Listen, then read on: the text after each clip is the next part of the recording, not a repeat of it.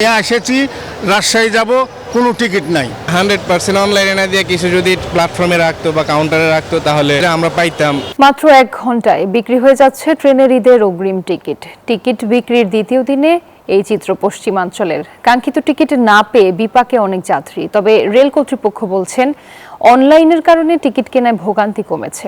অন্যদিকে বাসের অগ্রিম টিকিট কেনার এখনো চাপ তৈরি হয়নি।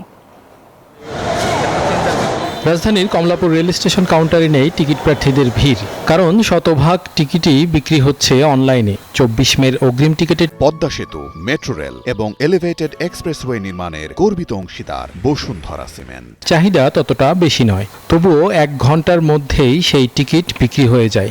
এত দ্রুত টিকিট শেষ হয়ে যাওয়ায় অনেকেই তা পাননি। অনলাইনের পাশাপাশি কাউন্টারেও টিকিট বিক্রির দাবি জানিয়েছেন অনেকে। এসেছি, রাজশাহী যাব, কোনো টিকিট নাই। 100% অনলাইনে না দিয়ে কিছু যদি প্ল্যাটফর্মে রাখতো বা কাউন্টারে রাখতো তাহলে আমরা পাইতাম। স্টেশন ম্যানেজার জানালেন, শতভাগ অনলাইনে টিকিট দেওয়ার ফলে সবার ভোগান্তি কমেছে। সহজেই ঘরে বসে টিকিট পাওয়া যাচ্ছে।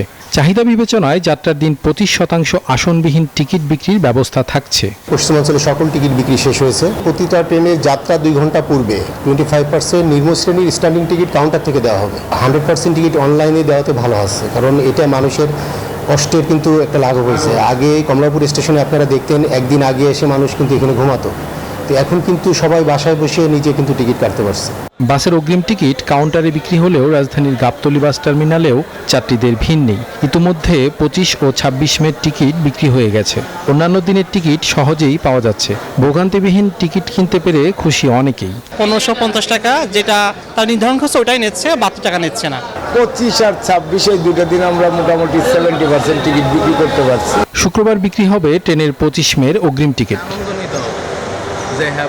মাইদুল ইসলাম, নিউজ 24, ঢাকা।